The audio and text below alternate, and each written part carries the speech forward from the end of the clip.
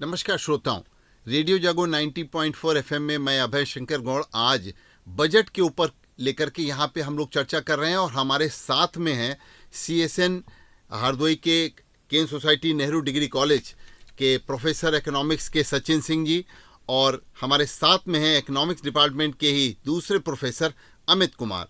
इसी के साथ में हमारे साथ ये बच्चियाँ भी हैं अनुष्का शुक्ला और अपर्णा पांडे। देखिए, आज युवाओं में बहुत बजट को लेकर के आपस में चर्चा हो रही कि हमको इससे क्या मिला, क्या पाया, क्या खोया। तो आज सबसे पहले हम बात करते हैं यहाँ पर इन बच्चों से। अनुष्का, आप बताइए कि आज जो बजट है खेत और एक किसान के लिए, इस बजट में क्या क्या संभावनाएं हैं, क्योंकि किसान जो उत्पादन करता है वो चाहता है कि हमारे उत्पादन का हमको वाजिब मूल्य मिले बाजार में जब हम जाएं। तो जो एमएसपी जिसको कहते हैं मिनिमम सपोर्ट प्राइस, तो मिनिमम सपोर्ट प्राइस के लिए सरकार ने आज के इस बजट में क्या घोषणाएं की हैं, और अगर की हैं, अगर आपके घर में खेती किसानी होती है तो आपको कैसा लगेगा और क्या ज़्यादा आपकी संभावनाएं, एक अगर किसान के घर से हैं तो क्या संभावनाएं आपको दिखलाई पड़ती हैं? देखिए, अगर मतलब किसान के पॉइंट ऑफ व्यू से बात करिए तो उनके लिए बहुत अच्छी अपॉर्चुनिटी है कि उनको इतना अच्छा बजट मिल रहा है। उनके लिए और भी अच्छा है कि हाँ, उनका घर वर भी अच्छा खासा चलेगा, तो उनके लिए तो बहुत अच्छी अपॉर्चुनिटी उनको मिल रही है। तो किसान की कौन सी ऐसी अपॉर्चुनिटी उसको मिल रही है? देखिए, आज के बजट में सरकार ने कहा है कि जो एमएसपी है उसको हम बढ़ाएंगे, चाहे धान है, गेहूं है, गन्ना है, इनका जो मिनिमम सपोर्ट प्राइस बढ़ता है तो किसान की आर्थिक स्थिति सुदृढ़ होती है। आज किसान यही बात कह रहा है कि हमारा मिनिमम सपोर्ट प्राइस वो होना चाहिए जो हमारी लागत है, हमारे जो कृषि उत्पाद की, उससे अधिक हमको मिले, क्योंकि आज किसान को अपनी खेती में लागत निकालना भी बहुत मुश्किल हो रहा है। तो आपको उस नज़रिए से कैसा लगा? खासकर किसानों के लिए तो बहुत ज़्यादा अच्छी चीज़ है कि उनको और ज़्यादा बेनिफिट मिल रहा है, बेनिफिशियल है उनके लिए। चलिए, हमारे साथ में दूसरी छात्रा हैं अपर्णा पांडे जी।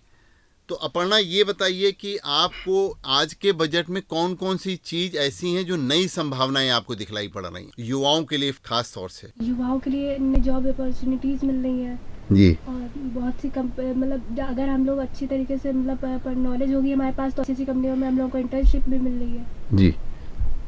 तो आइए, हमारे साथ में जो हैं सीएसएन कॉलेज के दूसरे प्रोफेसर और सचिन सिंह जी। सचिन सिंह जी बताइए। हाँ सचिन सिंह जी, आप बताइए आपको इस बजट से क्या संभावनाएं लग रही हैं? खास तौर से आप बताइए गरीब और किसान के लिए बजट कैसा लगा आपको? किसानों की बात की जाए तो मुझे सबसे अच्छी चीज़ जो लगी ये कि क्योंकि चूंकि अब हम देख रहे हैं कि सब्जी बहुत महंगी हो गई है, मौसम का भी असर है, बारिश हो गई है, तो सरकार ने सब्जी उत्पादन और सप्लाई चेन के लिए जो क्लस्टर बनाने की बात की है वो बहुत बेहतरीन है, क्योंकि अगर आवाजाही आवागमन तेज होगा तो तेजी से लोगों के पास सब्जियां पहुंच पाएंगी और मुझे लगता है इससे थोड़ा सा सस्ती सब्जियां मिलेंगे तो लोगों को फायदा होगा। दूसरी बात सरकार ने की कि 1 साल में 1 करोड़ किसानों के लिए जो उन्होंने नेचुरल फार्मिंग की बात की, हम देखते रहे हैं कि जो आज हम खाना खा रहे हैं उसमें इतने पेस्टिसाइड मिले हुए हैं, लेकिन नेचुरल फार्मिंग को बढ़ावा मिलेगा तो जाहिर तौर पर किसानों की आय बढ़ेगी। जो सरकार बार बार कहती है कि हमें किसानों की आय दुगनी करनी है, उससे सबसे बड़ा बेनिफिट मिलेगा। नेचुरल फार्मिंग करके भी वो ज़्यादा से ज़्यादा पैसे कमा सकते हैं। और एक मछली उत्पादन के लिए की नाबार्ड से फाइनेंसिंग करने की बात कही, तो जो हमारे किसान हैं जो मछली उत्पादन से जुड़े हुए हैं, जाहिर तौर पर उनको इससे बहुत बेनिफिट मिलेगा और उनकी इनकम को बढ़ाने के लिए एक बड़ा सोर्स, एक अच्छा कदम साबित होगा। तो आपने कहा कृषि क्षेत्र में भारत आत्मनिर्भरता की ओर बढ़ने के लिए, ये जैसे आपने 2 उदाहरण दिए, एक तो नेचुरल फार्मिंग का और वेजिटेबल फार्मर्स के क्लस्टर बनाने का, तो ये आप इन कदमों को पॉजिटिव तरीके से सकारात्मक रूप में आप ले रहे हैं, बहुत अच्छी बात है। तो आइए, हमारे साथ दूसरे प्रोफेसर हैं इकोनॉमिक्स डिपार्टमेंट के ही, तो अमित जी, अमित कुमार जी, आपने किस नज़रिए से आप देख रहे हैं इस बजट को आज के? धन्यवाद सर। आज का बजट देखा जाए तो एक संतुलित बजट कहा जा सकता है।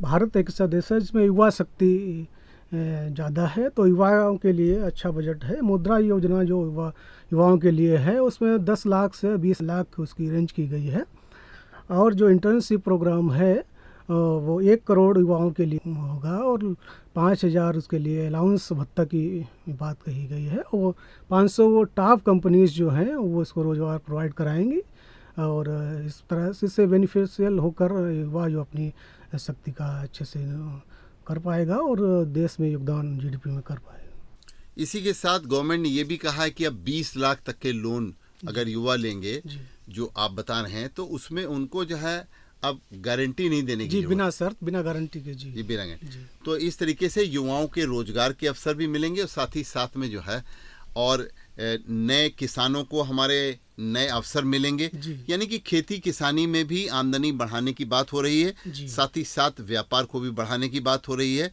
और हर आर्थिक क्षेत्र को अब की बार गवर्नमेंट ने हमारे इस बजट में कवर किया है, जिससे कि हर क्षेत्र के लोग को इससे लाभ हो। जी रेडियो जागरण 90.4 एफएम में आप सब लोग आए और आज बजट पर इस चर्चा में आपने यहाँ पे भाग लिया, इसलिए आप सब लोगों का बहुत बहुत रेडियो जागरण 90.4 एफएम की तरफ से मैं अभय शंकर गौड़ आपका स्वागत भी करता हूँ, आभार भी व्यक्त करता हूँ। बहुत बहुत शुक्रिया, बहुत बहुत शुक्रिया, धन्यवाद।